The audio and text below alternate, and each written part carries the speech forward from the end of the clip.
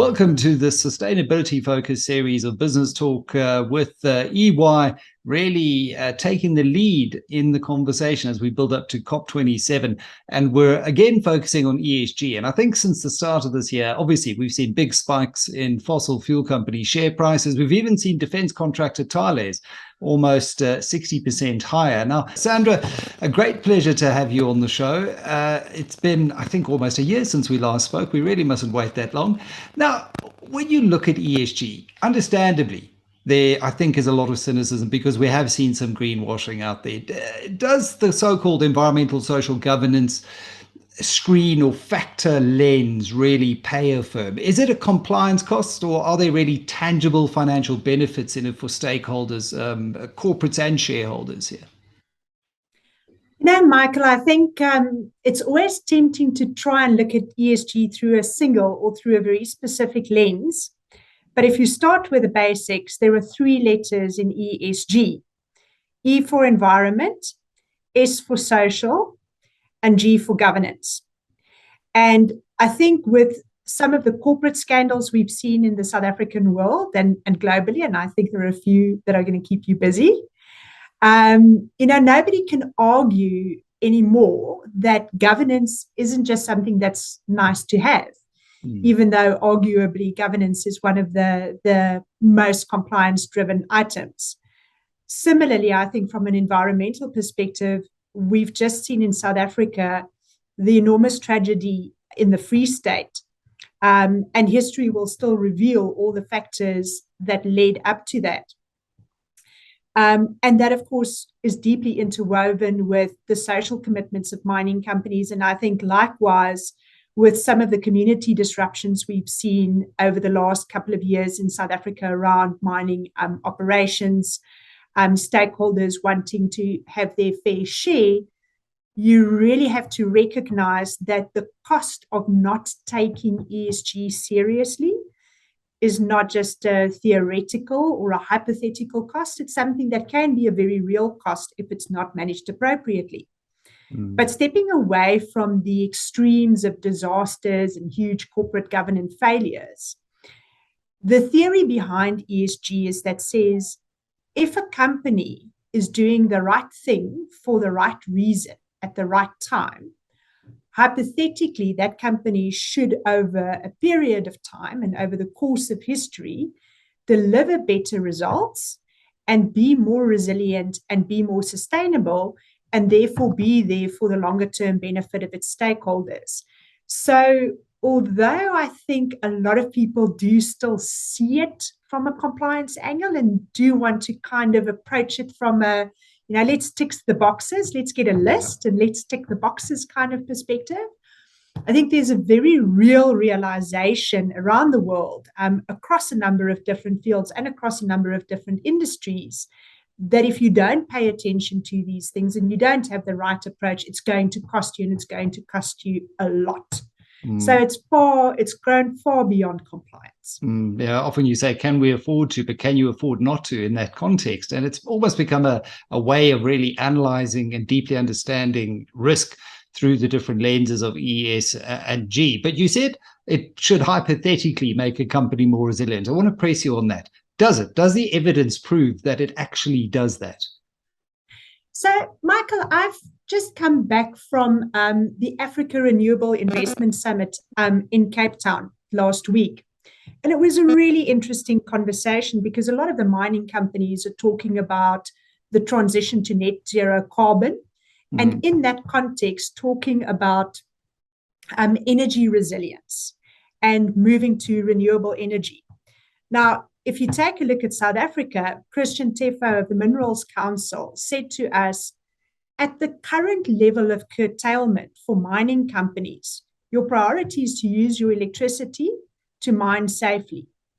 So projects like beneficiation or activities like beneficiation are actually just dropping off the radar, because if it's a choice between getting people from underground safely and turning on your beneficiation plant, you're going to be focused on getting your people from underground safely. And so an investment in renewable energy that enables you to run your beneficiation operations concurrently with keeping your people safe is something that doesn't just take you towards net zero carbon. It's actually something that helps you keep your value added products up and running. Yeah. At the same time, and I'm sure a lot of your clients speak to you about this, it's something that guarantees energy availability, which means you can keep on operating and keep on producing. It's also something that gives you greater visibility and stability in your energy prices. And you and I have chatted a little bit earlier about what's happening in Europe and what the impact has been of rising energy prices there. And so, on something as simple as renewable energy, I think mining companies are going to see the benefits of that kind of coming through, both in terms of the bottom line financially, but also operationally. Similarly, and here I admit the reports are scant at this stage, but somebody as substantial in the industry as Neil Froneman tells me that Sibanye-Stillwater is already seeing a premium for the green PGMs that they produce in North America from their operations there, where they are not as carbon intense compared to the South African companies. And so if you're able to produce something that is a greener metal, and that gives you a commercial premium, similarly, that's going to be something that over a period of time should help improve that income statement. And if it goes to the top line, Michael, it's never to be sneezed at. Absolutely. And I think Andre de Ruyter was at a conference recently also just reinforcing that point that, carbon border adjustment mechanism taxes are on the horizon. And, these are not some theoretical, hypothetical, barrier to trade. They are going to come. And if you're not thinking about decarbonizing and the carbon intensity of your inputs, then that does become a potential competitive drag on your business or broadly on the economy as well. I think the environmental stuff is pretty well kind of understood, well regulated at the moment. And the governance side, if you look at all the codes and King, for me, I think that's the S in the ESG that often trips people up. How do you measure that social impact? What are your thoughts on that? Michael, it's very interesting. EY's just published its top 10 mining risks. And it's a global survey, and we ask all of our mining industry clients globally to respond. And this year, I actually asked our team to give me the Africa slice out of that report so that I could contrast a little bit the extent to which the mining community in Africa and South Africa perhaps see the risks and threats to their businesses differently from the rest of Europe and the rest of the world. Not unsurprisingly, ESG comes out tops for everyone. The guys in Europe are super worried about geopolitical risk. But in Africa, we are most worried about our social license to operate. We're worried about our communities, and we're worried about our stakeholders. And so I think for a lot of mining companies, the voice of the communities themselves and the voice of their social stakeholders themselves is actually coming out and articulating what those measures could be. So Natasha Viljoen, who, as you know, is one of the leaders in the mining industry at this level, has a very specific measure. She says every one job inside the mine gate must produce 5 jobs outside the mine gate. There are measures to say, of the percentage of capital that I'm going to spend in my projects, this is what needs to go into my host communities, what needs to go into South Africa, what needs to go into local suppliers and local producers. When we take a look at the things that we build, and again here, Michael, renewable energy is very, very interesting. Because renewable energy is one of those infrastructure installations or investments that actually benefits a community beyond the life of the mine. Yeah. One day the mine will be gone, but the energy infrastructure will still be there and will still be capable of being used. So I think the mining industry has really stepped up its level of sophistication in terms of looking at the S factor. And I think there's an interesting sort of overlay building up between the E and the S water is a fantastic example of that. So when we take a look at mining operations and mining industry, it can be quite a water intensive industry. And so we're finding the mining industry really looking quite seriously at its water use, not just because you pay a lot for water and because water is a scarce resource, but also because you know that water is a shared resource. Yeah. And it's as important to the agricultural community around you, as important to the towns and villages around you, as it is to your mining operation. And so I think what's really exciting to me is we're seeing very nuanced approaches to the mining industry and to those issues in the mining industry sort of popping up generally. And it's very exciting to see.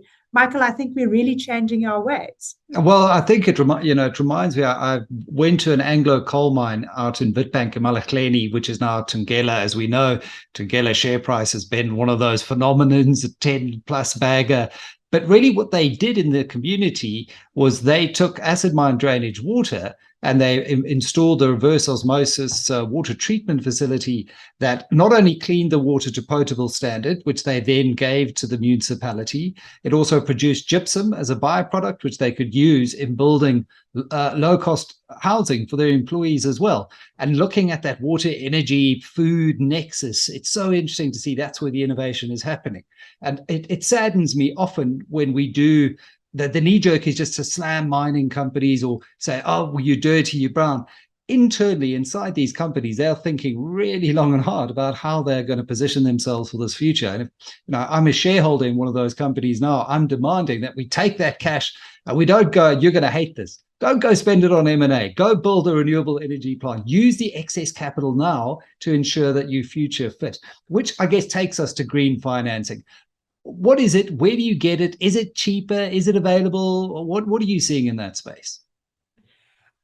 Michael, it's super interesting, right? So if we think about green financing, and we talk to our clients about this a lot, because you can imagine that it's something that when people hear there's a pot of money available, they knock on your door and they ask if you know where to find the pot. So green financing for us is actually not something mysterious. It's green for one of two reasons. It's either green because the reason that you're going to use it is a green purpose, a green use of funds. So you're going to use it for your water project, you're going to use it for renewable energy, or you're going to use it for something else that will make your operations better from a green performance perspective, an environmental performance perspective. Or we've actually seen some of the South African banks come out with what they call sustainability linked financing. And how this financing basically works is it says, Michael, I'll lend you money at prime interest rate today based on your current ESG rating as reported by a ratings agency. As you improve that ESG rating as reported by that ratings agency, I'm actually going to reduce your cost of funding. So the better you are from an ESG perspective, as measured on a very specific set of pre-agreed standards, the cheaper your money is going to be.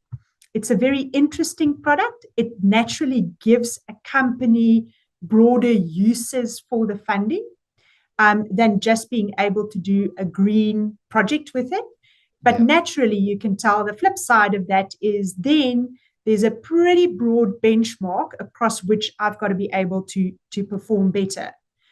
I think the source that for us is potentially the more interesting one is the $8.5 billion that has been pledged by rich countries to be used in Africa and specifically in South Africa to help us along our renewable finance path.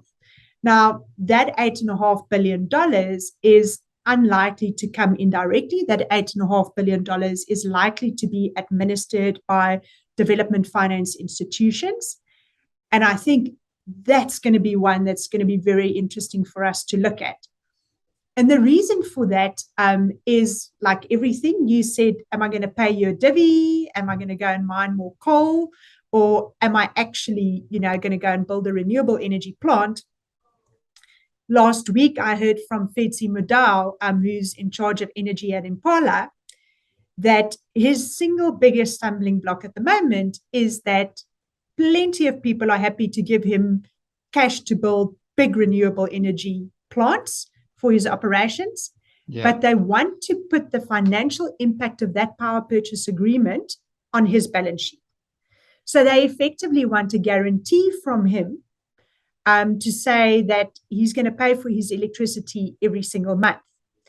And once that 2 or 3 billion rand project hits your balance sheet, Michael, you can imagine that really eats away at your ability to then undertake other projects and to then finance other projects, which then means that your commitment to net zero carbon gets traded off against your production targets, against your growth targets.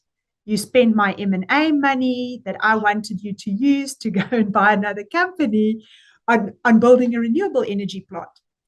And so I think there's still quite a bit of work for us to be done to say, we all know this is noble. We all know this needs to happen.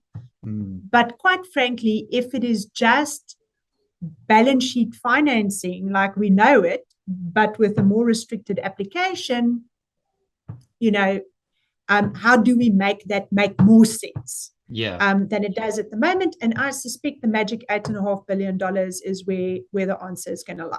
Yeah, that's where we talk about blended finance. And, that's ultimately, if it's sovereign money, if it's public sector money, it's there because it's got a greater risk appetite. And we really understand the role of DFIs as first risk takers in these projects. Just as a last thought, how should companies be responding to this then? Given just that one example demonstrates that there is nuance here without breaking the bank. How should companies be responding?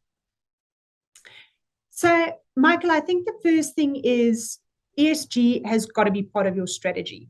At EY, all of the conversations we're having with our clients is focused on creating long-term value, not results next month or next quarter, but actually building long-term value that can be shared between shareholders. If you've got your eye on long-term value, sustainability has absolutely got to be part and parcel of the way you look at your business. And that then means that when you do your capital allocation, you absolutely cannot just be focused on financial returns, and especially not on near-term financial returns.